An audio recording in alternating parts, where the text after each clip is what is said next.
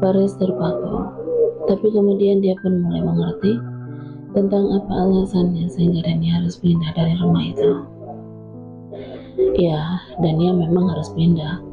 Tapi kalau boleh aku sarankan, dia pindah di dekat sini aja. Atau kalau bisa dekat dengan rumahku aja, biar aman. Ucap Haris. David melotot ke arah sahabatnya. Bisa-bisanya, dia meminta Dania tinggal di dekat rumahnya. Tentu saja, David tidak akan mengizinkannya. Ayah sedang mencari rumah di dekat ini. Semoga dapat. Lagian buat apa dia dekat dari rumahmu? Nanti bisa kamu ganggu terus. Kamu kan orangnya usil bin Jahil. Ucap David. Jangan buka kartu dong. Ucap Haris. David terkekeh saat melihat sahabatnya itu kesal. Dari dulu, mereka berdua memang selalu saling ejek saat berdua. Tapi saat tidak ada mereka saling merindukan. Karena hari sudah mulai sore, Paris pun berpamitan pada Dania dan juga David. Setelah kepergian Paris, Dania pun segera masuk ke kamarnya untuk beristirahat. Berbeda dengan David, lelaki itu lalu menyambar kunci mobilnya dan segera pergi meninggalkan rumahnya untuk bertemu dengan seseorang. Sementara itu di lain tempat, Loli sedang bertemu dengan gadis. Kedua wanita itu sedang berbincang soal kerjasama. Aku tahu kamu masih sangat menyukai David. Kenapa kamu tidak berusaha mendekatinya lagi? Ucap Loli. Mana bisa aku mendekatinya lagi? Dia pasti kesal karena aku udah menghina Dania di depan semua orang. Lagian kamu kenapa harus bohong sih? Ucap gadis kesal. Ya maaf, aku hanya ingin membuat wanita itu tahu di mana sebenarnya tempatnya. Mana aku tahu kalau kamu dan David itu begitu membelanya? Ucap Loli. Lagian, apa harga dirimu tidak jatuh? Kamu yang cantik, anggun dan kaya raya harus kalah dari gadis kampung dan bekas pelacur lagi. Loli berusaha membuat api kecemburuan di hati gadis kembali menyala. Mendengar apa yang diucapkan Loli, gadis pun merasa kalau Dania memang tidak pantas untuk menjadi pendamping laki-laki yang selalu dia puja selama ini. Lalu, apa yang harus kita lakukan? Aku tidak mau ya. Kakak dan David semakin kesal kepadaku, ucap gadis. Makanya kita main cantik, pura-puralah. Kamu mendekatinya. Setelah ada waktu yang tepat, kita akan membuatnya menjadi manusia yang paling dibenci oleh David dan juga kakak kamu, ucap Loli. Gadis tanpa berpikir sejenak, dia tidak mau mengambil keputusan gegabah seperti kemarin. Wanita itu tidak mau jika David semakin membencinya.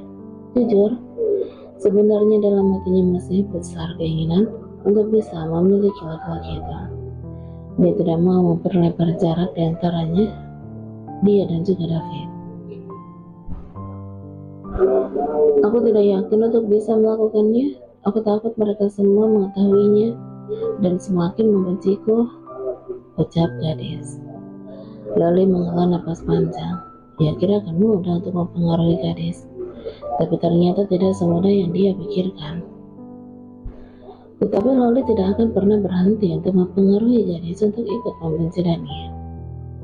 Baiklah, aku akan pulang. Aku harap kamu tidak melibatkan aku lagi dalam rencanamu, ucap gadis. Kita sudah di sini.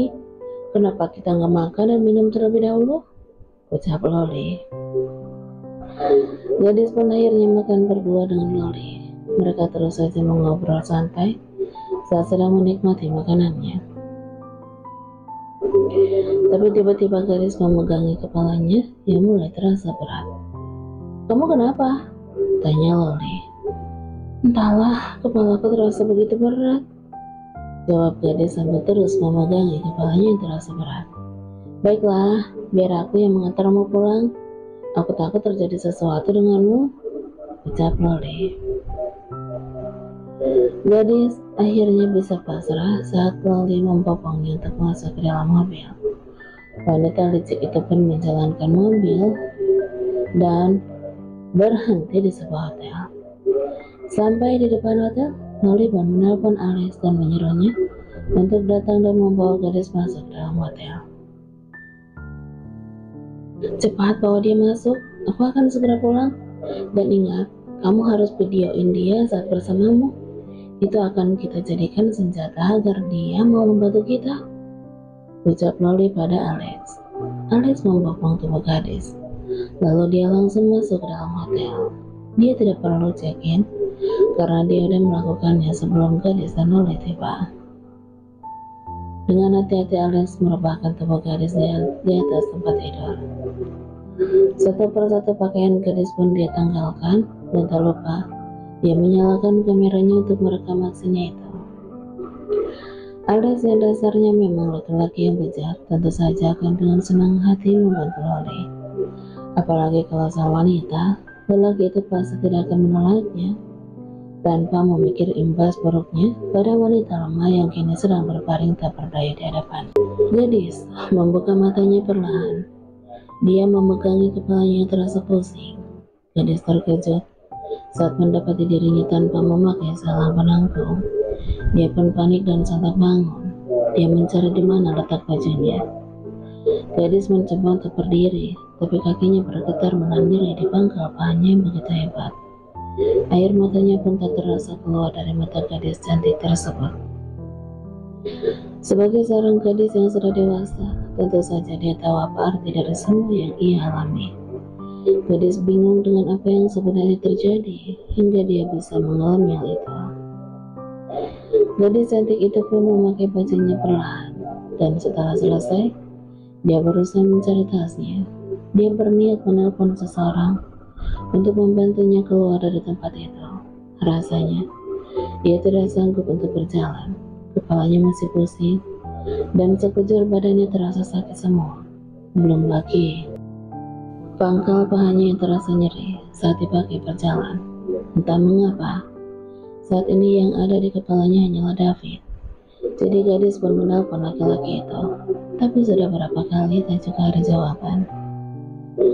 Karena tak kunjung juga ada jawaban, gadis berusaha berdiri dan keluar dari hotel.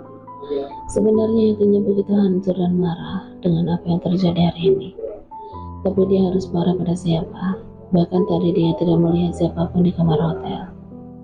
Dengan susah payah gadis pun akhirnya bisa keluar dari hotel tersebut. Matanya menyipit saat dia melihat mobilnya terparkir rapi di sana. Lalu gadis pun segera merogoh kunci mobilnya yang ada di tas. Walau rasanya dia tidak yakin kuat menyetir mobil, tapi dia terpaksa menyetir. Karena dia tidak mau jika orang tua ataupun kakaknya tahu kalau dia berada di hotel semalaman, dan itu pun dia tidak tahu dengan siapa. Walaupun sakit, nyeri, dan pusing menguasai dirinya, gadis akhirnya bisa juga sampai di rumahnya dengan selamat. Bro, gadis tiba-tiba terjatuh saat ingin berjalan masuk ke dalam rumah. Saat Pamnya mengetahui kalau anak majikannya itu jatuh pun, langsung saja berlari dan berteriak memanggil Faris dan juga Nyonya Mirna. Gadis, begignya Mirna lalu segera berlari ke arah putrinya yang kini sedang dalam gendongan Faris. Dia kenapa, Riz? Kenapa dengan adikmu? Nyonya Mirna terlihat sangat panik. Faris tidak menjawab pertanyaan dari mamanya. Lelaki itu malah berlari menuju dapur untuk mengambil air putih.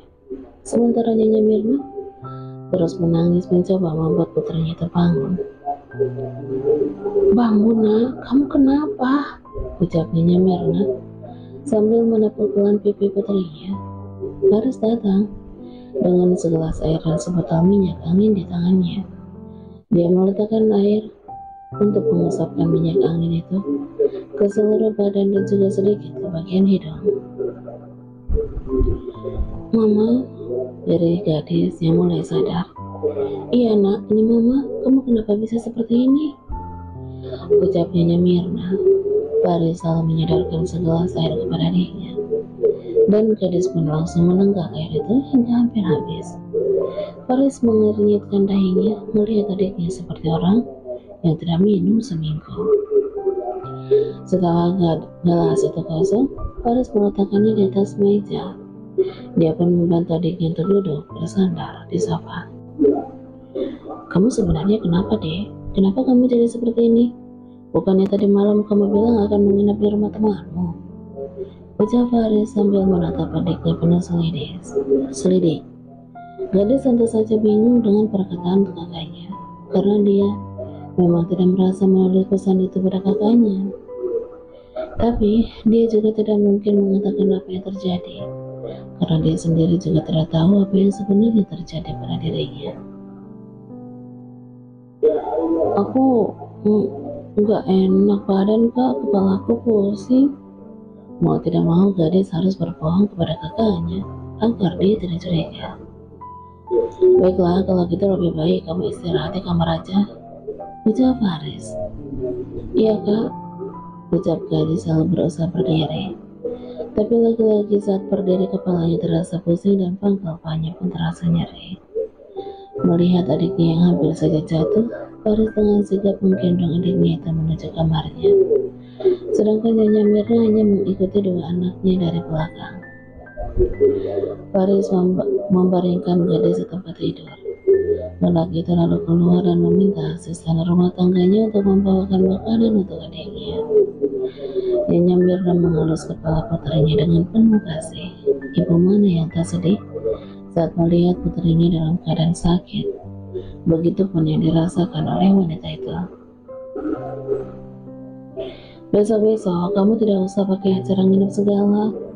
Kalau kemalaman minta kakakmu buat jemput, jangan buat mama jantungan seperti tadi, nak, ucapnya Mirna sambil terus mengusap kepala putrinya.